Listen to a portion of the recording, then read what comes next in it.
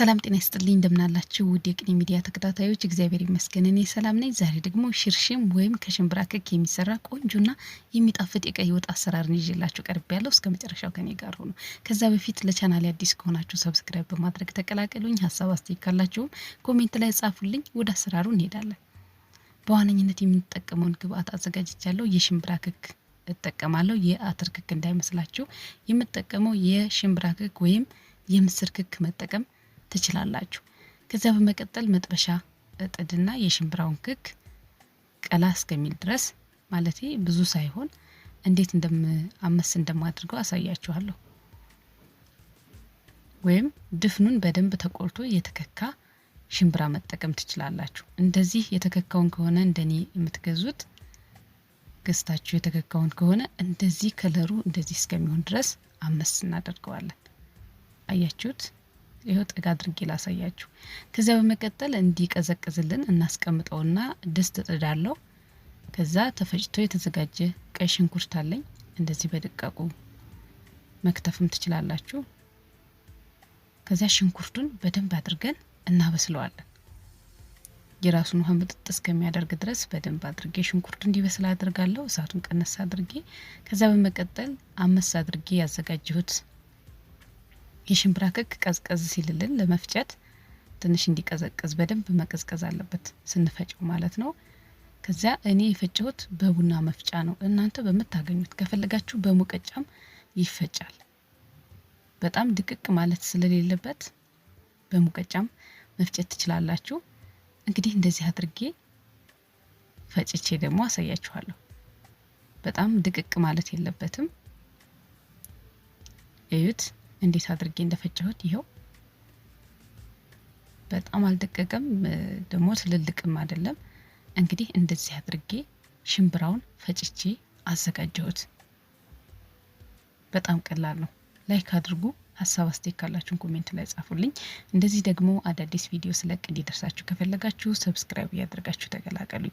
ሽምብራው እንደዚህ ፈጭቼ ጨርሻለሁ። ከዛ በመቀጠል ሽንኩርቱ ውሃው የራሱን ውሃ መጥጥ አድርጎ እንደዚህ ቆንጆ ሆኖ ከበሰለልኝ በኋላ ቅመም የማቁላሊያ ቅመም ስለምጠቀም ሽንኩርቱን ወደ ዳር እለውና እንደዚህ ከዛ የማቁላሊያ ቅመሙን እጨምራለሁ። የማቁላሊያ ቅመም አዘገጃጀቱን ለምትፈልጉ ዲስክሪፕሽን ቦክስ ላይ ሊንኩን አስቀምጥላችኋለሁ ወይም ደግሞ ፕሮፋይሌን ተጭናችሁ ወደታች ወረድ በማለት ማየት መጠቀም ትችላላችሁ። በጣም ቆንጆ የቀይ ወጥ ማጣፈጫ ቅመም ነው። የማቁላሊያ ቅመሙን ጨምሬ ቀላ እስከሚል ድረስ በደንብ አድርጌ እንደዚህ ሽንኩርቱ ጋር ሳንቀላቀል ቀላ እንዲል አድርገን እናቁላለዋለን። በዚህ አጋጣሚ የቅመሙን ሳዘጋጅ እንዴት አድርገን ነው የምንጠቀመው ለምትሉኝ ይሄው እዚህ ጋር ምላሽ ይሆናችኋል ብዬ አስባለሁ። ከዛ በኋላ በደንብ አድርገን የማቁላሊያ ቅመሙን ከቁላላ ነው በኋላ ውሃ ጨምረን ከሽንኩርቱ ጋር አንድ ላይ እንቀላቅለዋለን። እንደዚህ በደንብ አድርጌ ከቀላቀልኩት በኋላ ዘይት ጨምራለሁ። በጣም ቀላል ነው፣ ሞክሩት። በተለይ ለጾም ጊዜ በጣም የሚጣፍጥ ቆንጆ ወጥ ነውና ትወዱታላችሁ ብዬ ተስፋ አድርጋለሁ። ከዛ ዘይት ጨምሬ በደንብ አድርጌ አቁላለዋለሁ። ላይክ እያደረጋችሁ ቪዲዮ ለሌሎች እንዲደርስ አድርጉ። ዘይቱን ጨምሬ እንደዚህ እያቁላለሁ አበስለዋለሁ። ከፈለጋችሁ እኔ አሁን ዘይቱ ከተቁላላ በኋላ በርበሬ ጨምራለሁ። እናንተ የበርበሬ ድልህ ካላችሁ የበለጠ ቆንጆ ነውና የበርበሬ ድልህ መጠቀም ትችላላችሁ። አሁን በርበሬውን ጨምራለሁ። ዘይቱ በደንብ ከተቁላላ በኋላ ማለት ነው። ሌላው ሽምብራ ክክ የማታገኙ ከሆነ የምስር ክኩን እንደዚሁ ደቀቅ አድርጋችሁ ከክታችሁ መጠቀም ትችላላችሁ። በጣም ቆንጆ ነው። በደንብ አድርጌ እንግዲህ በርበሬውን ጨምሬ ሁሉ ጊዜም የማደርገው እኔ ቁሌት ላይ ነው። በደንብ እያሸሁ እንደዚህ ማበስለው። እሳቱን ቀነስ አድርጌ በትንሹ የሞቀ ውሃ ጠብ እያደረገው ቆንጆ የቁሌት ሽታ እስከሚያመጣልኝ ድረስ በርበሬውን አቁላለዋለሁ። እንደዚህ በወፍራሙ ማለት ነው። ሁላችንም የየራሳችን አሰራር አለን። እንደ ሁሉ ጊዜ ራሴን አካፈልኳችሁ። እናንተ ደግሞ እናንተ አካባቢ ምን እንደሚባል የዚህን የወጥ ስም ኮሜንት ላይ ጻፉልኝ። ሽርሽም የሚባለው ነው እኔ የማውቀው እና በጣም የሚጣፍጥ የወጥ አይነት ነው።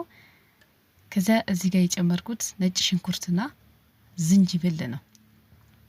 አንድ ላይ የተፈጨ ነጭ ሽንኩርትና ዝንጅብል ጨምሬያለሁ። ቆንጆ የቁሌት ሽታ እስከሚያመጣ በርበሬውን ካቁላላሁት በኋላ ከዛ ነጭ ሽንኩርትና ዝንጅብል ጨምሬ ትንሽ አቁላላሁት። ከዚህ በኋላ ቁሌቱ ትንሽ ቀጠን እንዲል ውሃ እየጨመረን የፈላ ውሃ ከጎነ ጥደን በደንብ አድርገን እንደዚህ እየጨመረን ቁሌቱን እናቀጥነዋለን። ቀጭን መሆን አለበት፣ ምክንያቱም ሽምብራውን ስንጨምር ስለሚወፍር ማለት ነው። ቁሌቱን ቀጠን እናደርገዋለን። በጣም ቀላል ነው፣ ሞክሩት፣ ትወዱታላችሁ። እንደዚህ እያደረገው ውሃ ጨመር እያደረገው በደንብ አድርጌ ቁሌቱን ካዘጋጀሁት በኋላ ከዛ ከክቼ ያዘጋጀሁትን ሽምብራ እጨምራለሁ። በመጠኑ ማለት ነው፣ ያው እናንተ እንደምትፈልጉት ያህል። እንደዚህ እየነሰነስን እያማሰልን ማድረግ ነው።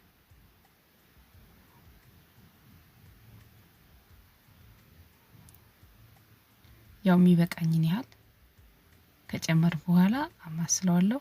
የሚቀጥን ከሆነ ሽምብራውን እየጨመረው ወፈር እንዲል አድርጋለሁ። ከዛ በኋላ ጊዜ ወስደን በደንብ ማብሰል ነው። እኔ ቪዲዮውን ስለመቆራረጥ እንግዲህ እንደዚህ ካዘጋጀው በኋላ በደንብ ሲበስል ተመልሼ መጥቻ አሳያችኋለሁ። ይሄ እየበሰለ ነው። በቃ ትንሽ ነው የቀረው። እሳቱን ቀንሼ ብዙ ጊዜ ወስጄ ነው ያበሰልሁት። ያው ክክ እንደምናበስለው ያህል ማለት ነው። እንደምትመለከቱት በጣም ቆንጆ ሆኖ ውፍር ያለ እንደዚህ ሆኖ ደርሶልኛል። የመጨረሻ ቅመማ ቅመሞችን እጨምራለሁ። መከለሻ ነው።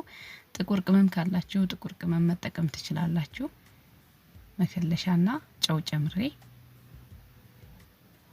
ከዚያ በኋላ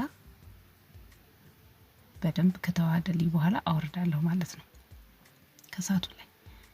ሌላው ጥቁር ቅመም ነጭ ሽንኩርት፣ ዝንጅብል እና ጥቁር አዝሙድ አንድ ላይ ተደርጎ የተፈጨ ካላችሁ እሱን ብትጠቀሙ የበለጠ በጣም ቆንጆ ይሆናል።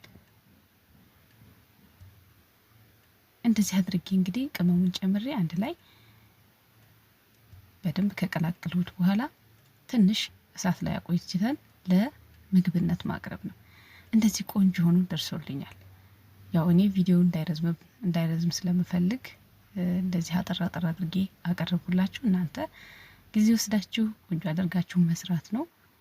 ይህን የመሰለ የሽምብራ ክክ ቀይ ወጥ አሰራርን ለዛሬ ያሳየኋችሁ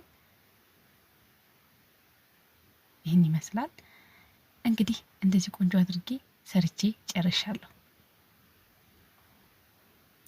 ሀሳብ አስተያየት ካላችሁ ኮሜንት ላይ ጻፉልኝ። ላይክ እያደረጋችሁ ቪዲዮ ለሌሎች እንዲደርስ አድርጉ። ስለተከታተላችሁኝና ስለምትሰጡኝ ሀሳብ አስተያየት ሁሉ ከልብ አድርጌ አመሰግናለሁ። መልካም ጊዜ ይሁንላችሁ። ቻው።